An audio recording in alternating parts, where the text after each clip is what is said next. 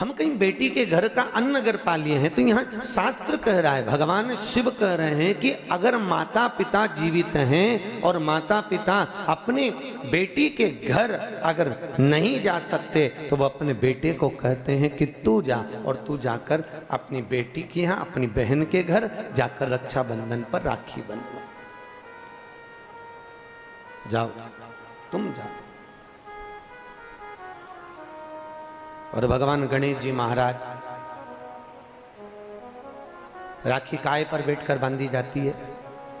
अरे बोलो तो, एक चौकी पर, पाटे पर, आसन पर बिठाकर रक्षा सूत्र बांधा जाता है। राखी बांधने के बाद बहन भाई के माथे पर, अरे बोलो तो, तिलक कर दो। आप लोग भी तिलक करते हैं। तिलक क्यों किया जाता है? तो कहते हैं ये तिलक हमारे यहाँ शुभ कार्य का प्रतीक है। पर तिलक प्रतीक है, पर जो चावल हम तिलक में लगाते हैं ये क्यों लगाते हैं? ये चावल का क्रम कहाँ से चालू हुआ? सिर में चावल चिपकाना, तिलक लगाने के बाद चावल लगाना, कहाँ से चालू हुआ? ये चावल है क्या? आखिर ये चावल तिलक के बाद में ब्राह्मण या आप किसी को भोजन करा रहे हो, जमाई को तिलक कर रहे हो, बेटी को तिलक कर रहे हो, तो कंकु लगाने के बाद चावल क्यों लगाया जाता है? उस चावल का क्या प्रमाण? उस अक्षत का क्या प्रमाण? क्यों लगाते हैं उसको? लगाते लगाते पूरी जिंदगी हो गई, अरे तो बता दो क्यों लगाते हैं? वो चावल का क्या प्रमाण है? कि कंकु का तिलक तो लगाया, वो हमारे यहाँ शुभ कार्य का प्रतीक है, समृद्धि का प्रतीक है। पर जो अक्षत हम माथे पर किसी के लगाते हैं कंकु लगाने के बाद में, चंदन लगाने के बाद में जो चावल लगाया जाता है, वो चावल का क्रम क्या है? तो शास्त्र कहता है, सुंदर विष्णु पुराण में भगवान वेदव्यास जी ने वर्णन करा, जिसके मस्तक पर तिलक लगाया जाता है वो शुभ कार्य का प्रतीक होता है। और अक्षत इसलिए लगाया जाता है कि इस अक्षत के माध्यम से आपकी जिंदगी में ये शुभ कार्य निरंतर चलता रहे, इसलिए अक्षत उसके माथे पर लगाया जाता है। शुभ कार्य के लिए, निरंतर चलने के लिए, इसको कहते हैं अक्षता। अक्षता का मतलब क्या है? निरंतर चलता रहे, निरंतर बढ़ते रहो। दूल्हा दुल्हन की जब जयमाला होती है, आपके यहाँ होता कि नहीं होता पता नहीं, पर महाराष्ट्र में तो एक नियम है कि दूल्हा दुल्हन की जब जयमाला होती है तो सबको पीले चावल दिए जाते हैं। इधर देते हैं क्या है? तो पीले चावल देते हैं, और पीले चावल देकर फिर उसको स्वस्ति वाचन के अनुसार उसमें छोड़ा जाता है। शुभ मंगला, अरे बोलो तो, सावधान, शुभ मंगला सावधान।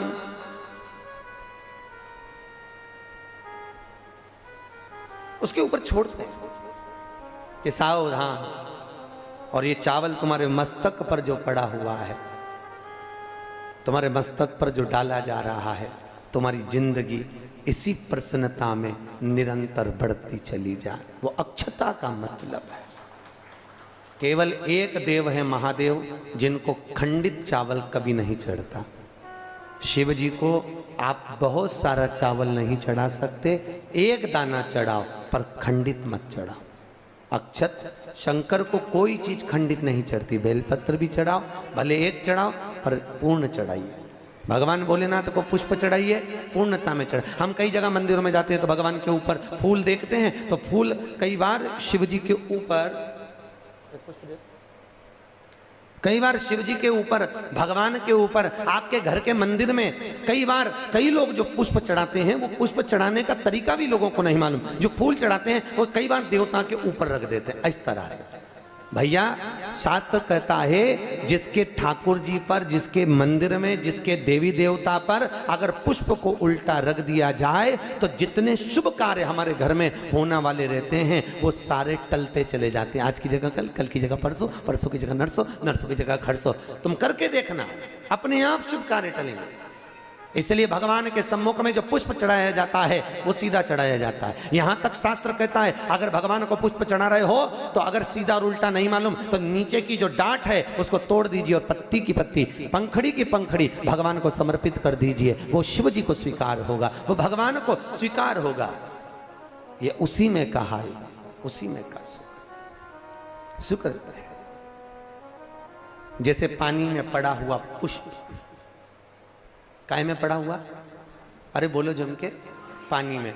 कई माताओं की आदत रहती है, हमने कई कई ब्राह्मणों को भी देखा, कई कई लोगों को देखा, क्या करते हैं, कमंडल ले जाते हैं, कमंडल डोलची, कमंडल में पानी रहता है, एक बाल्टी में पानी रहता है, और पेड़ पे से तोड़ तोड़ के उसमें डालते रहते हैं। फूल को तोड़ा, उस बाल्टी में डाल लिया, बाल्टी में पानी है, उस पानी में फूल डल गया, और अगर पानी में फूल डल गया और उस फूल को निकाल कर आपने महादेव को समर्पित करा, देवी देवता को समर्पित करा, ठाकुर जी को समर्पित करा, कृष्ण राम नारायण लक्ष्मी को समर्पित करा, तो जो पानी में पड़ा हुआ फूल निकाल कर अगर हमने देवता को चढ़ाया तो वो निर्माल्य के तुल्य हो गया।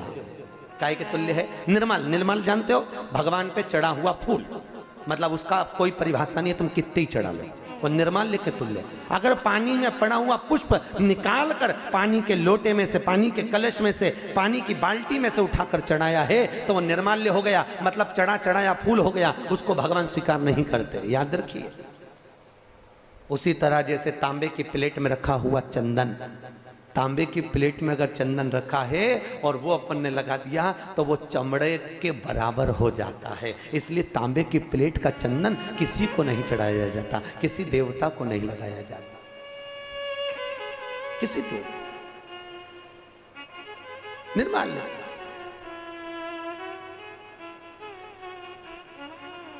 भगवान शिव कहते हैं तुम्हारे पास में कुछ नहीं है, पूर्णता का समर्पण, पूर्णता। पर आज के जमाने में लोग पूर्णता देते कहां हैं? एक बात बताओ, भगवान के मंदिर में नारियल फोड़ा, राम जी के मंदिर में, हनुमान जी के मंदिर में नारियल फोड़ा, और वो नारियल फूटने पर अच्छा निकल गया तो भगवान ने स्वीकार करा कि नहीं करा? अरे बोलो जम के, अच्छे से बोलो, करा? अच्छा ठीक है, आप बोल रहे हो करा, शिव पुराण करे ही नहीं करा। अगर नरियल फोड़ने पर राम मंदिर, हनुमान मंदिर में, देवी मंदिर में नरियल को फोड़ा और फूटने के बाद अगर वो नरियल अच्छा निकल गया, उसमें से थोड़ा सा टुकड़ा तो तुमने भगवान को चढ़ाया, बाकी का सब घर ले जाके चक्कू से निकाल निकाल के खा गए। और मान लो वो नरियल फूटने पर बेकार निकल गया तो तुम उसको घर ले जाओगे?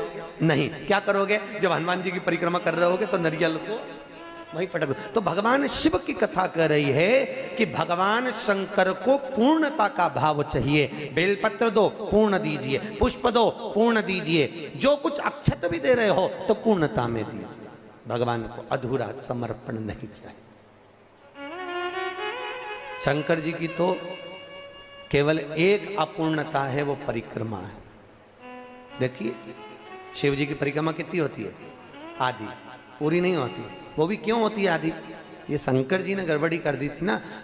बड़ा जो बेटा था वो माँ को प्रिय था और छोटा बेटा, अरे बोलो तो, बाप को प्रिय था। अब शंकर भगवान बड़े आनंद में, अभी उन्होंने क्या करा, शंकर जी को गणेश जी से बड़ा लगाव हो गया था, बड़ा लगाव एक बार बहुत। और भगवान भोलेनाथ जी ने कहा जाओ, जो पृथ्वी की पहले परिक्रमा कर कर आएगा उसको प्रथम गिनती में गिना जाएगा। कार्तिकेय तो गए मोर पर, गणेश जी बैठे चूहे पर, और माता पिता की परिक्रमा लगा ली। अब माता पिता की परिक्रमा लगाई तो शंकर भगवान को हंसी आ गई, और शंकर जी ने रोक कर कहा बेटा क्या कर रहे हो? भोलेनाथ जी से कहा पिताजी मैंने आपकी परिक्रमा लगा ली, तमेव माता च पिता तमेव तमेव बंधुश्च सखा तमेव, मैंने आपकी परिक्रमा लगा ली, मतलब मेरी पृथ्वी की परिक्रमा हो गई। तो भगवान भोलेनाथ ने कहा गणेश मैं तुझे प्रथम गिनती में गिनता हूं तो पहले पूजा जाएगा। जैसे ही भगवान शंकर ने बोला, माता पार्वती सिंहासन पे से खड़ी हो गई। पार्वती सिंहासन पे से जैसे ही खड़ी हुई, थोड़ी देर में कार्तिकेय बाबा आ गए, और कार्तिकेय ने आकर कहा वाह माँ, वाह माँ, गजब करा तूने, छोटे भाई को प्रथम गिनती में गिनवा दिया और मैं बड़ा बैठा ही रहा। मैं तो परिक्रमा करने गया था माँ, परिक्रमा गणेश ने करी वो तुम्हारी करी, पर पिता के वचन को अगर निभाया तो मैंने निभाया है कि जो पृथ्वी की पहले परिक्रमा कर कर आएगा वो प्रथम गिनती में गिना जाएगा। मैंने पृथ्वी की परिक्रमा करी है, माना आप माता हो, माना आप पिता हो, पर गिनती तो वही कराई जाए। माँ आज मेरा अपमान हुआ है। कार्तिकेय जी ने कहा जगदम्बा खड़ी होकर बोली, भोलेनाथ मैं आपसे वचन लेती हूं, आप भोले हो, आप दयालु हो, आप करुणा सागर हो, जो आपकी परिक्रमा लगाएगा आप उसको हर कुछ दे दोगे। इसलिए आज आपसे वचन लेती हूं कि आपकी परिक्रमा जिंदगी में कभी पूरी ना लगे, जो लगाए उसे हत्या का दोष लग जाए। शिव जी ने कहा तथास्तु, तथास्तु। उस दिन का नियम है, शिव जी की परिक्रमा आधी चालू होकर आधी में पूर्ण हो जाती है, पर बाबा भोलेनाथ जी की परिक्रमा पूर्ण नहीं होती, क्योंकि बहुत सरल देव है साहब बाबा भोलेनाथ, बहुत सरल, बहुत सरल। कितना सरल देव। आपके यहाँ कोई ऐसा देवता बताओ, राम जी के ऊपर दिन में 2 बजे जाके पानी चढ़ा के बताओ, भगवान विष्णु पे देवी जी के मंदिर में जाके चढ़ा के बताओ। केवल एक भोलेनाथ जी आराम से बैठा है, जब तू घर में फ्री हो जाए तब लोटा लेके आ जाना, जब तू फ्री। और सावन महीने में तो कभी आप काशी, महाकाल, उज्जैनी आदि आधिक ओमकारेश्वर, मल्लिकार्जुन आदि आदि जगह जाके देखो तो इतनी भीड़ रहे, लोग कांवड़ जानते हो ना, कांवड़ लेकर जाते हैं, और कांवड़ लेके जाके पानी की पानी, और कोई तो वहीं पे कांवड़ का लोटा तक भगवान पे फेंक दे। पार्वती जी बोलती हैं, भोलेनाथ क्या दशा हो रही तुम्हारी? भगवान बोले मैं भी चुप बैठा, तू भी चुप बैठी रहे, आपने कहीं नहीं बोलना, बस चुपचाप बैठे रहो, आंख बंद कर। शिवाय नमस्तु भयम। दर्शकों, आपको हमारे YouTube के चैनल की वीडियो कैसी लग रही है? अगर वीडियो पसंद आ रही है तो चैनल को लाइक करें, चैनल को सब्सक्राइब करें, कमेंट में